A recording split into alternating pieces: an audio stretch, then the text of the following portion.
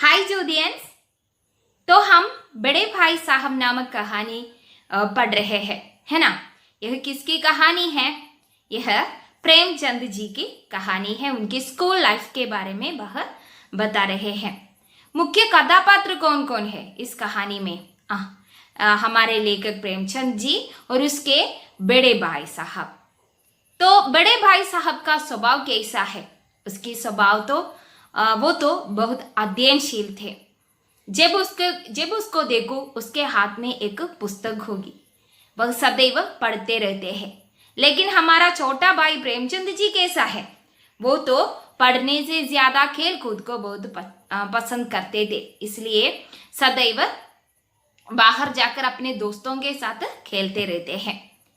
तो पिछले कक्षा में मैंने बताई थी सालाना इम्तिहान हुआ था। तो क्या हुआ? हमारे बड़े भाई साहब फेल हो गए और छोटे भाई कक्षा में अव्वल आ गए। रिजल्ट सुनते ही बड़े भाई साहब रोने लगे। यह देखकर छोटा भाई है उसका, वो भी रोने लगा। तो छोटे भाई के मन में ऐसा विचार आया, यह कैसे संभव है? मैं तो कुछ भी नहीं किया था, पढ़ाई भी अच्छी तरह से नहीं किया था। लेकिन बड़े भाई का हाल ऐसा नहीं था, वो तो बहुत अच्छी तरह से पढ़ाई करता था।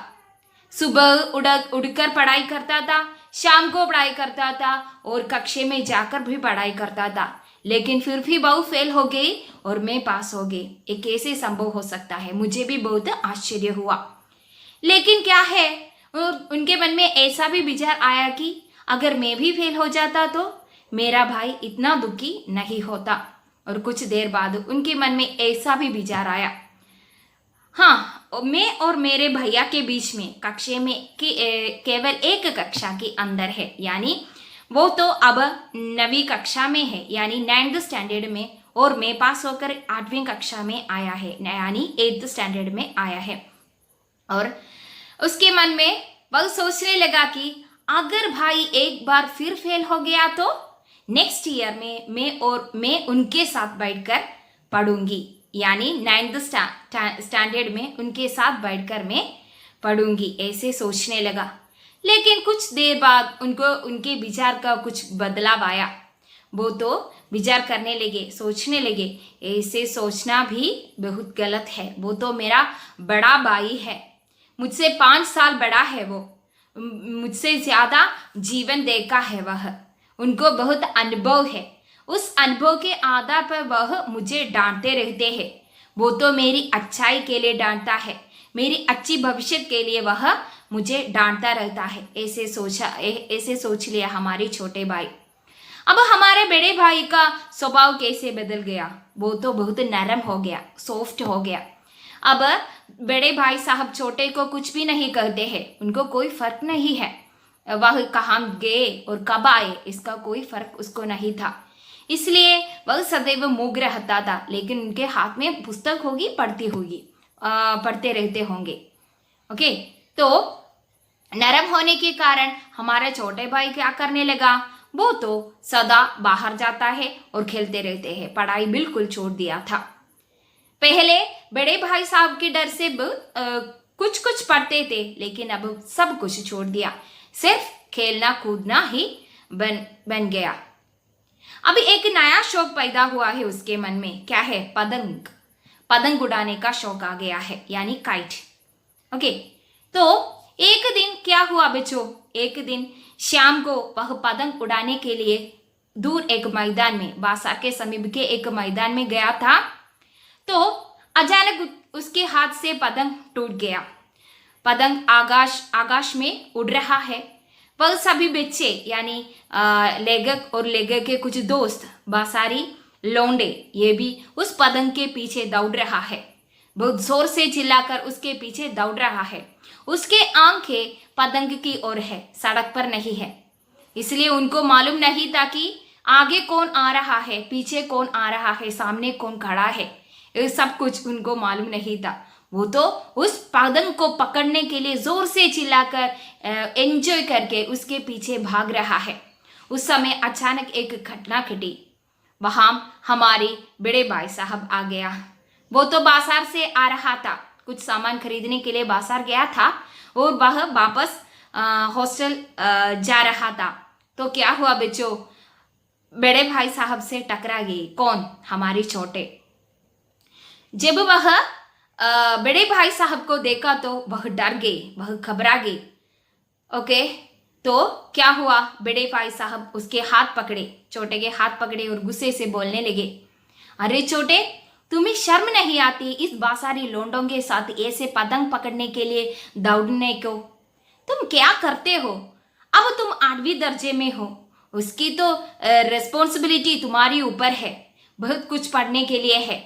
तुम्हारी तो पोजीशन क्या है, उसकी भी रेस्पेक्ट करना चाहिए। ऐसे क्यों करते हो? ऐसे पूछकर उसको डांटने लगे। और उसने कहा, मेरे एक जमाना भी था, 8वीं कक्षा में पास होकर लोग मजिस्ट्रेट बनते थे, पॉलिटिकल लीडर्स बनते थे, पब्लिशर्स बनते थे, बिजनेसमैन बनते थे। लेकिन तुम अब तुम क्या है? अब तुम 8वीं कक्षा में है, लेकिन तुम्हें क्या है इसके बारे में कुछ भी मालूम नहीं है। सदा तुम खेलते रहते हैं इन बासारी लोंडों के साथ, तुम्हें कुछ शर्म नहीं आते? ऐसे वह पूछ लिया था हमारे छोटे भाई से। आगे क्या हुआ है हम देखेंगे। ओके, तुम अपने दिल में समझते होंगे मैं भाई साहब से महज एक दर्जा नीचे हूं और अब उन्हें मुझको कुछ कहने का हक नहीं है, लेकिन यह तुम्हारी गलती है। मैं तुमसे 5 साल बड़ा हूं और चाहे आज तुम मेरी ही जमात में आ जाओ और परीक्षकों का यही हाल है तो निस्संदेह अगले साल तुम मेरे समकक्ष हो जाओगे और शायद 1 साल बाद मुझसे आगे भी निकल जाओ। लेकिन मुझ में और तुम में जो 5 साल का अंतर है उसे तुम क्या खुदा भी नहीं मिट सकता। तो क्या है बच्चों, हम बड़े भाई उसको उपदेश दे रहा है और वह कहता है, अब तुम्हारे मन में ऐसा भाव है, तुम सोच रहे होंगे, हाँ अब मैं 8वीं कक्षा में हूँ, सो अगर मेरे भाई साहब फिर फेल हो जाए तो नेक्स्ट ईयर में मैं उनके साथ पढ़ूंगे। तो ऐसे सोचते होंगे, तुम्हारे मन में ऐसे विचार आते होंगे। लेकिन क्या है छोटे, ऐसा सोचना गलत है, क्योंकि मैं तुमसे 5 साल बड़ा हूं। यह एक मामूली बात नहीं है। 5 साल बड़ा होना मतलब तुमसे बहुत ज्यादा बड़ा हूं और ईश्वर की कृपा से मैं भी ऐसा है, मैं भी तुम्हें अच्छा मार्ग निर्देशक हूं, मैं भी तेरा एक अच्छा मार्ग निर्देशक हूं, है ना। और तुम्हारी मन में ऐसा चिंतन आना तो व्यर्थ है, क्या है, और तुम्हारी मन में अहंकार भाव है, इसलिए तुम ऐसा सोच रहे हो। ऐसा सोचना तो बंद करना चाहिए। और क्या हुआ, मैं तुमसे 5 साल बड़ा हूं और हमेशा रहूंगा। मुझे दुनिया का और जिंदगी का जो तजुर्बा है तुम उसकी बराबरी नहीं कर सकते, चाहे तुम एमए और टीफिल और टीलिट की ही क्यों ना हो जाओ। समझ किताबें पढ़ने से नहीं आती, दुनिया देखने से आती है। हमारी अम्मा ने कोई दर्जा नहीं पास किया और दादा भी शायद 5वीं 6वीं जमात के आगे नहीं गए, लेकिन हम दोनों चाहे सारी दुनिया की विद्या पढ़ ले, अम्मा और दादा को हमें समझाने और सुधारने का अधिकार हमेशा रहे। छोटे, मैं तुमसे 5 साल बड़ा है और हमारी यह अंदर है, हमारी बीच में यह 5 साल का अंदर है, ये खुदा भी नहीं मिट सकते। तो इसकी मतलब यह है कि मैं तुमसे बहुत ज्यादा बड़ा हूं और तुमसे बहुत ज्यादा जीवन में अनुभव भी प्राप्त किया है। और तुम एमए करो, टीफिल करो, कुछ भी करो, तुम मुझसे मेरे अनुभव ज्ञान से ज्यादा अनुभव ज्ञान तुम्हें नहीं मिलेगा। और हमारी अम्मा को देखो, वो तो विद्यालय नहीं गया है और हमारी दादा भी कुछ 5 वर्ष पढ़ा होगा, उसके बाद उसकी पढ़ाई भी छोड़ दिया गया था। लेकिन क्या है, हम उसकी रिस्पेक्ट करते हैं और हमें डांटने का, हमें उपदेश देने का अधिकार उन दोनों को है। हम कितनी भी पढ़ाई करो, हम जितने भी देश देखो, लेकिन क्या है, उनका अधिकार हम दूर नहीं कर सकते। हम उस उनका अधिकार को हम रोक नहीं सकते। वो तो हमें हमेशा भी उपदेश कर सकते हैं, हमें डांटना भी उनका कर्तव्य है, हमका मार्ग निर्देश देना ही उनका कर्तव्य है। ओके, केवल इसलिए नहीं कि वे हमारे जन्मदाता हैं, बल्कि इसलिए कि उन्हें दुनिया का हमसे ज्यादा तजुर्बा है और रहेगा। अमेरिका में किस तरह की राज्य व्यवस्था है और 8वें हेनरी ने कितने ब्याह किए और आकाश में कितने नक्षत्र है, ये बातें चाहे उन्हें न मालूम हो, लेकिन हजारों ऐसी बातें हैं जिनका ज्ञान उन्हें हमसे और तुमसे ज्यादा है। और उसने कहा उसका अधिकार यानी माँ और दादा का अधिकार हम नहीं रोक सकते। उसका कर्तव्य है हमको अच्छे रास्ते दिखाना। और वह कह रहे हैं, अरे छोटे, माँ और दादाजी को आकाश में कितने नक्षत्र होंगे और हिस्ट्री में क्या होता है, बायोलॉजी में क्या होता है, ये सब कुछ उनको मालूम नहीं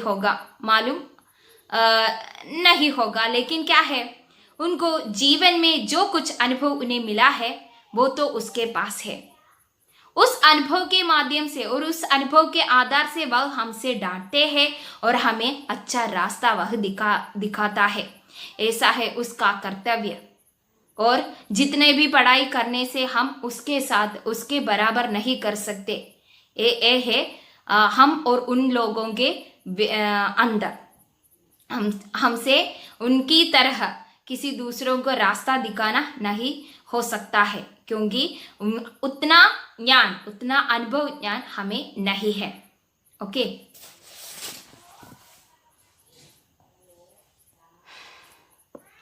देव ना करे आज मैं बीमार हो जाऊं तो तुम्हारे हाथ पांव फूल जाएंगे। दादा को तार देने के सिवा तुम्हें और कुछ ना सूझेगा, लेकिन तुम्हारी जगह दादा हो तो किसी को तार ना दे, ना घबराए, ना बदहवास हो। पहले खुद मर्ज पहचान कर इलाज करेंगे, उसमें सफल ना हुए तो किसी डॉक्टर को बुलाएंगे। बीमारी तो खैर बड़ी चीज है, हम तुम तो इतना भी नहीं जानते कि महीने भर का खर्च महीना भर कैसे चले। जो कुछ दादा भेजते हैं उसे हम 20-22 तक खर्चा कर डालते हैं और फिर पैसे को मुहताज हो जाता है। तो उसने कहा, अरे छोटे, अगर मैं बीमार पड़ जाए तो तुम क्या करोगे? तुम तो ऐसे ही खड़े हो जाओगे, क्योंकि तुम्हें कुछ मालूम नहीं है मैं कैसे खर्चा संभालता हूँ, मैं क्या करता हूँ, मैं दूध कहाँ से लाता हूँ, खाना कैसे बनाता हूँ, ये सब कुछ तुम्हें मालूम नहीं है। जब मैं बीमार हो जाऊंगा तुम केवल दादाजी को इन्फॉर्म करेंगे, लेकिन तुम्हारे स्थान पर हमारी दादाजी होते तो वो तो घबराई नहीं जाएंगे, क्योंकि उनको अनुभव ज्ञान है। इसलिए वह देखूंगा यह कैसा रोग है, यह कैसा बीमारी है, वह इलाज करेगा। अगर उनसे ना हुई तो मुझे डॉक्टर के पास ले जाऊंगा। ऐसा है तुम और दादाजी का अंदर। और क्या है, हमारी दादाजी हमें खर्च करने के लिए पैसा भेजते हैं। उस पैसे से हम महीने के कुछ दिन हम बिता सकते हैं। लेकिन उसके बाद क्या है, उसके बाद क्या करूं, सब कुछ तुम्हें मालूम नहीं है। केवल इतना ही मालूम है, खेलना कूदना, बाकी सब कुछ कौन करता है, मैं भी करता हूँ, है ना। खाना बनाना और खाने का सामान बाजार से खरीदना, ये सब कुछ मैं तुम्हारे लिए और मेरे लिए करता हूँ। अब मैं तुम्हारी पिता की समान है और कोई नहीं है यहाँ पर। दादाजी और माँ कहीं और है और हम दोनों एक साथ रहते हैं, इसलिए सारी जिम्मेदारी मेरी है। तुम्हारी देखभाल करने की जिम्मेदारी भी मेरी है। अगर मैं बीमार हो जाऊं तो तुम घबरा जाओगे, क्योंकि तुम्हें अनुभव ज्ञान नहीं है। ऐसे कह दिया हमारे बड़े भाई साहब। नाश्ता बंद हो जाता है। धोबी और नाई से मुंह चुराने लगते हैं। लेकिन जितना आज हम और तुम खर्च कर रहे हैं उसके आधे में दादा ने अपनी उम्र का बड़ा भाग इज्जत और नेक नामी के साथ निभाया है और कुटुंब का पालन किया है, जिसमें सब मिलकर 9 आदमी थे। अपने हेडमास्टर साहब की ही को देखो, एमए है कि नहीं, और यहाँ के एमए नहीं, ऑक्सफोर्ड के 1000 रुपये पाते हैं। लेकिन उनके घर का इंतजाम कौन करता है? उनकी बूटी माँ। हेडमास्टर साहब की डिग्री यहाँ बेकार हो गई। पहले खुद घर का इंतजाम करते थे, खर्च पूरा ना पड़ता था, कर्जदार रहते थे।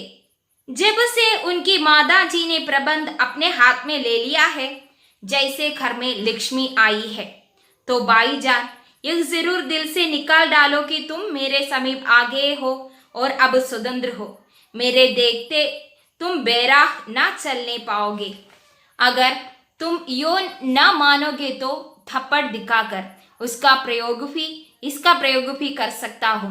मैं जानता हूँ तुम्हें मेरी बातें सहर लग रही है। तो क्या है, हमारी दादाजी हमें खर्चा करने के लिए कुछ रुपए भेजते हैं, लेकिन क्या है, महीने के कुछ दिन हम उस पैसे से खर्च कर लेता है। उसके बाद पैसा खत्म हो जाता है और उसके बाद क्या है, नाश्ता भी बंद हो जाती है और धोबी से मुंह छुपाने लगता है। ऐसे सब कुछ करते हैं और हमें क्या है, कुटुंब का पालन करना नहीं आता। हमारी जो पैसे हमें दादाजी भेजते थे उसके आधे पैसे से वह कुटुंब का पालन करते थे। हमें यह मालूम नहीं है कैसे एक खर्च संभालती है, क्योंकि उनकी जीवन ज्ञान उनको सिखाते हैं कैसे करना है, थोड़ी पैसे से कैसे कुटुंब अपने परिवार का पालन कैसे करना है, ये सब कुछ वह जानते थे। लेकिन क्या है, अब तुम हमारी हेडमास्टर जी को देखो, एमए है, यहाँ की एमए नहीं, ऑक्सफोर्ड यूनिवर्सिटी की एमए है, लेकिन उनके घर के खर्चे कौन कर रहा है? उनकी बूटी माँ कर रहा है, क्योंकि पहले दिन में वह करते थे। यानी हमारे हेडमास्टर जी सारी पैसे का सारी खर्चा उड़ाते थे। उनके हाथ में पैसे मिलते, 10,000 रुपये मिलते थे। उन दिनों 1000 एक बहुत बड़ा रकम है ना। ओके, तो 1000 रुपये उनको मिलते थे। लेकिन क्या हुआ, इस 1000 रुपये से परिवार का पालन करना उनको मालूम नहीं था, इसलिए कर्जदार बन गए। तो क्या हुआ, अब उनकी माँ वह कर्ज यानी उनकी खर्चा करने लगे, परिवार की पालन करने लगे। पैसे लेकर उनको पैसा मिलता है, हेडमास्टर जी को पैसे मिलते हैं, वह पैसे लाकर माँ के हाथ में देते हैं। माँ अच्छी तरह से खर्चे करते हैं। अब उसके घर में लक्ष्मी माँ आया है।